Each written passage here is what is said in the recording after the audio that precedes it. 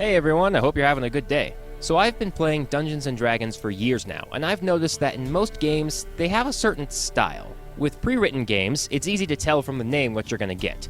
You sit down to play Curse of Strahd, you know you're gonna get creepy spooky times, angry witches, and a depressed vampire simp.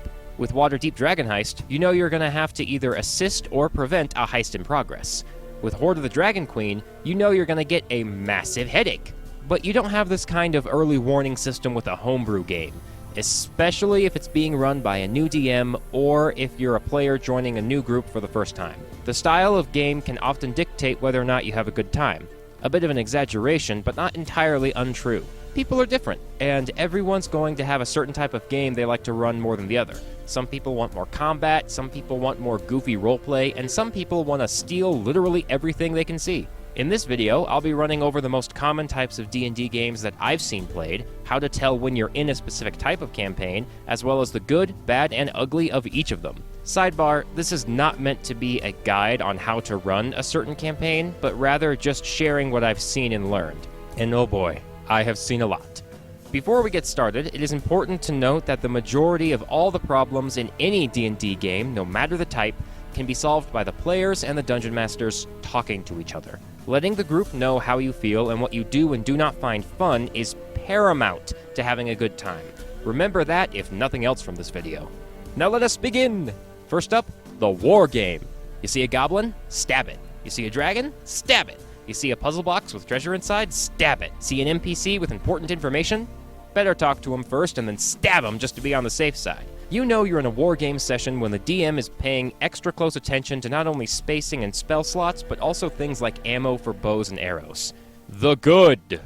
Wargamer DMs love combat, and I get it. Half the fun of D&D is being able to explode ogres with a flick of the wrist or cut a giant's head off with one huge fuck-off sword. A good combat encounter is a lot of fun, and it's the easiest way to get everyone at the table excited and into the game. It's the moment when you truly feel like the fantasy heroes you always envisioned yourselves as, wading through wave after wave of undead to kill the demon prince and save the world. The bad. A war game will treat any non-combat scenario as prep for the next combat and nothing else. If you made a character intended for roleplay purposes, or literally anything besides maximum murder efficiency, you're either going to be bored out of your mind or constantly running for your life. On top of that, wargame DMs can make their encounters really hard. Not because of strong numbers or incredibly powerful monsters, but because the monsters now know what they're doing. They're more often to hide behind cover and pepper you with arrows, or use spells that hinder your ability to do things like sleep or invisibility. While this can be an exciting challenge for veteran players who have exterminated the entire world's population of goblins twice, it can feel straight up unfair to new players. The ugly. While a talented DM can make non-stop combat fun, and even give off good story reasons for them, it's exhausting. Combat is when everyone at the table is the most alert and the most focused. But like they say, too much of a good thing is bad for you, and if your combat encounters last more than 4 sessions, see a doctor. Or maybe just read the downtime section of Xanathar's guide. You can do things besides hit the goblin with the sword. No matter how much the party loves to explode gnolls and show off their super cool powers, eventually they will get tired, and the DM will eventually run out of fresh encounters to give them. Still, a war game is great for anyone who really wants to skip the talky talk and get to the stabby stabby. Moving on to the mystery. Well, gang, looks like we've got another mystery on our hands. It's time to search for clues, uncover secrets, and put hours of work into solving a mystery, only to realize that the DM needs to take a week to think of a proper resolution. The good! Mystery campaigns make me feel so smart. Solving puzzles, searching for clues, putting the pieces together, talking to suspects, following the trail as people try to stop you, only for you to find that one piece of evidence that puts everything together, and you catch the true culprit by the end. The bad. Solving a good mystery is amazing. Writing a good mystery makes me want to rip my teeth out. I swear to all the 9 hells that I cannot, for the life of me, write a good mystery. This is more of a personal nitpick, but mysteries are hard to write, dude.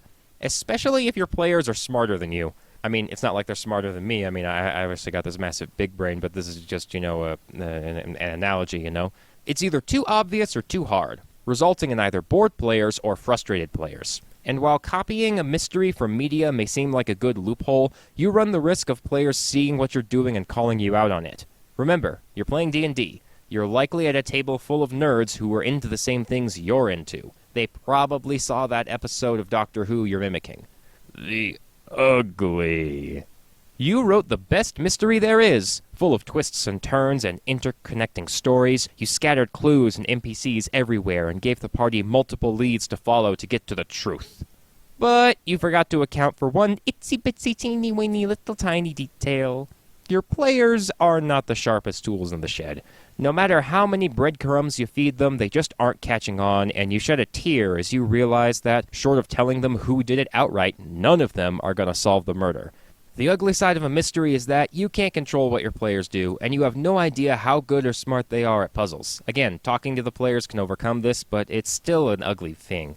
Mysteries are far more railroaded and strict just by their very nature, and that just won't fly with some players.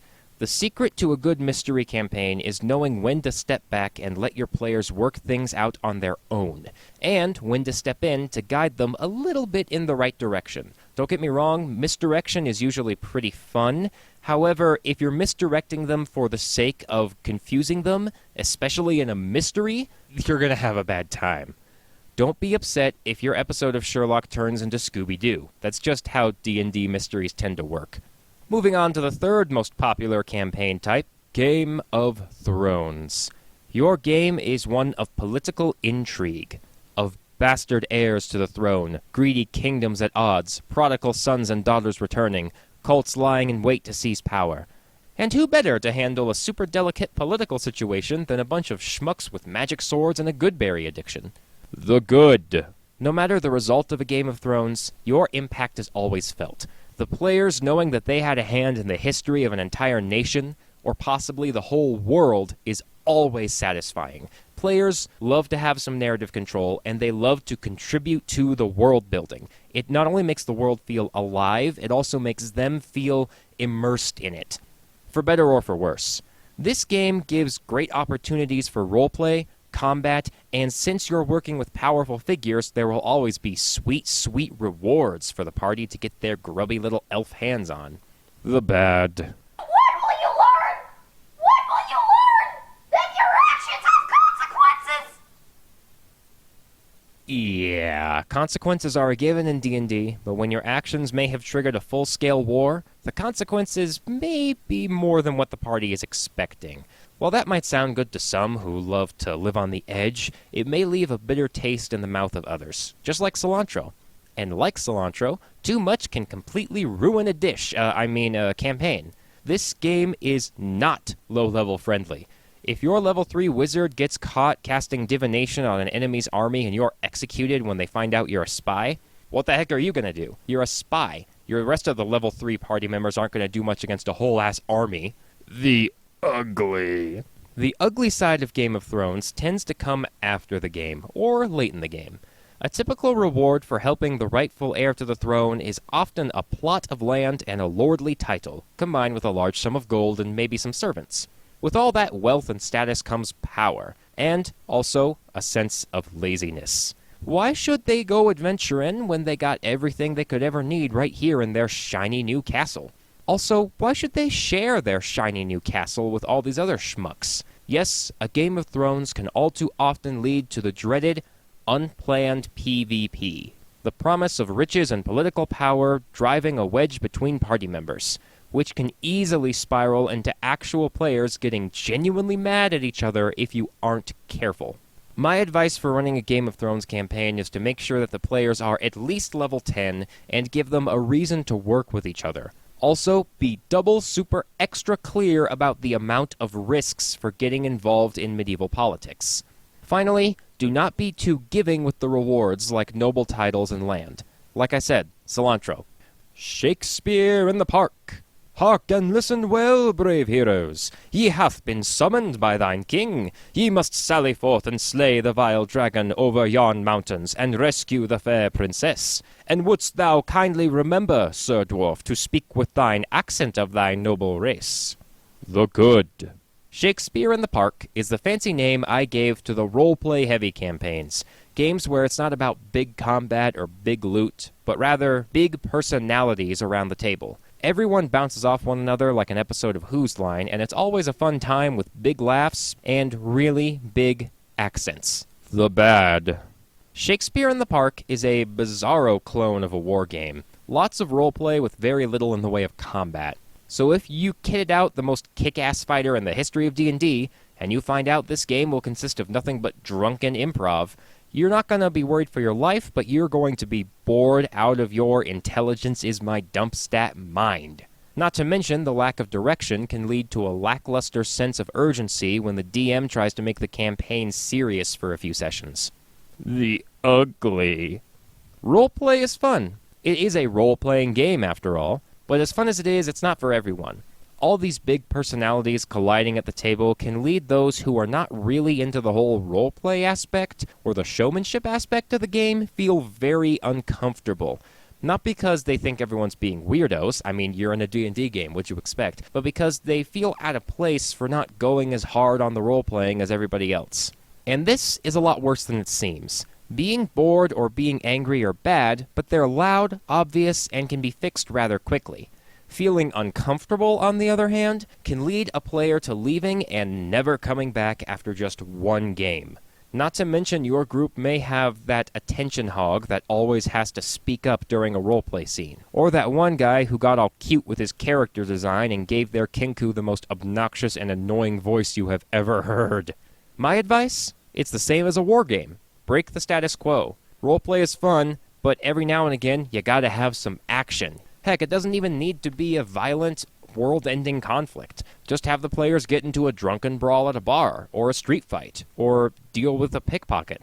Just something to get the bard to stop cracking puns for a few minutes when the barbarian wants to go out and crack some skulls. Survival. Your party is lost on a snowy mountaintop. They lost their weapons, and their supplies are running low. You need to channel your inner Bear Grylls and improvise, adapt, overcome. Or you can just cast Good Berry and create a bonfire and not give a shit about Mother Nature. The good. Survival is a tricky one, but it all seems like nothing more than a grind. But if Minecraft, Ark, and the cavemen have taught me anything, it's that people will go nuts when they smack two rocks together and make a fire. Survival games make you feel like a nitty-gritty wild man, using all the knowledge and resources at your character's disposal to thrive within the wilderness filled with animals, monsters, poisons, and the elements themselves. Go ahead and throw whatever you got at me, DM. I can take it. The bad. I know I'm supposed to brave the elements and whatnot, but how do I do that? Survival campaigns usually strip your players down to the bone. Very little gear, no spellcasting focuses or components, and a race against time. All that pressure can be crushing, and some players may just give up, feeling like the deck is stacked against them. The ugly.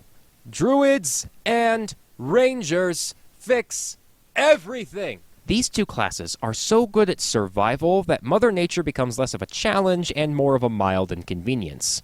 Especially the Good Berry and Control weather spells. Or you could just talk to the animals and learn how to get back to a nearby road or town. But the ugliest part of survival games are lazy DMs. You can't just roll a single survival check for literally anything. That makes this boring. Boring, boring, boring. Because no thought is required to roll a dice, add some numbers, and see if you survive or not. I would suggest that survival campaigns take away not all, but most of the player's supplies. Make Good Berry consume material components so they can't continuously cast the spell forever, and make it a low to mid-level campaign. Druids and Rangers are less OP in survival situations when they have less power. Not to mention, you need to make a system for survival more than anything. Tracking, hunting, gathering, trapping, dressing a dead animal, determining if a certain mushroom is poisonous or not. Do not resort to just normal survival rolls for everything. Come up with a table or a basic concept. It doesn't have to be insane. Just something more than roll survival. See if you know which way north is. Speaking of survival, Monster Hunter. We've spent like the last 3 games hearing about this freakish monster causing problems, and now we can finally kill it. Woohoo! What do you mean it ran away again? The good. Now this is classic D&D. You hear about whole villages set on fire, farmers losing their cattle, and giant footprints in the dirt. Tracking the monster, you learn about its strengths and weaknesses, and finally, you kill it, slaying it for a reward. Amazing. Makes me feel like The Witcher without the depression. The bad. The best part of a monster hunt is actually fighting the monster. The very end of the game in an often short-lived high, with a long road leading up to it.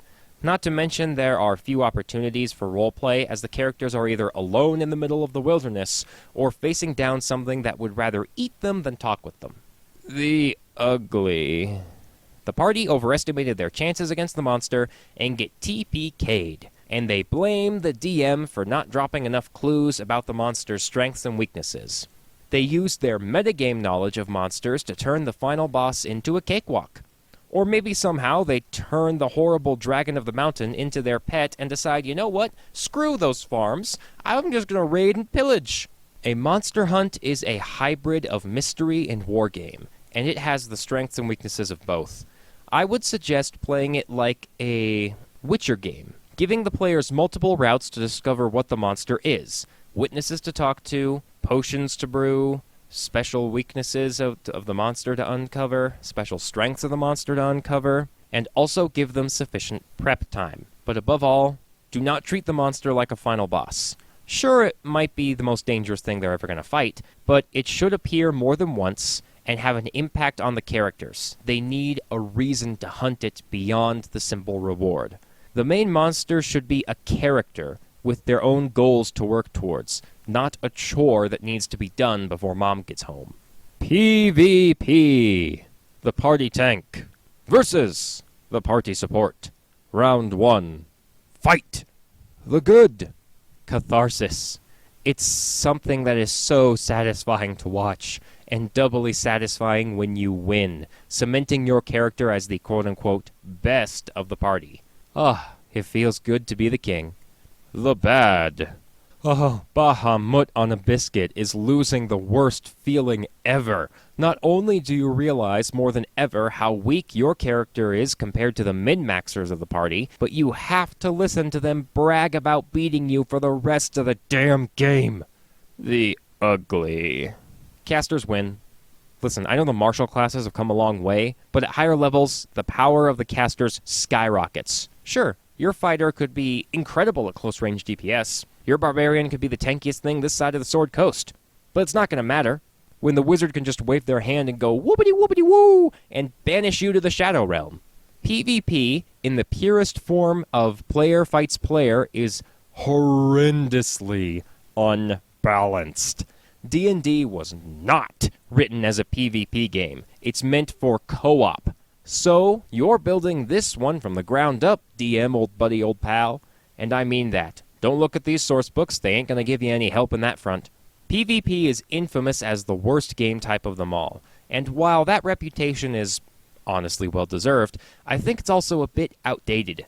A clever DM can find many ways for players to compete against one another without having to resort to a gladiator fight pit. Personally, I enjoy the tournament style. Multiple layers of difficulty for the players to compete against not only each other, but also against NPCs, all with a panel of judges controlled by the DM with a reward for the top 3 winners. It's hard, but it can be done. Whew, okay, it's over, damn. I hope you enjoyed and learned the telltale signs for how to spot certain games you do and don't want to be in, as well as ideas for how to improve upon standard D&D formula. Leave a like if you enjoyed, subscribe for more D&D stuff, leave a comment down below if there's a certain game type of D&D I forgot about, and share this video around if you want to support the channel. Maybe support me on Patreon, unless you want to PvP me right now, bro. And don't forget to have fun on your next adventure.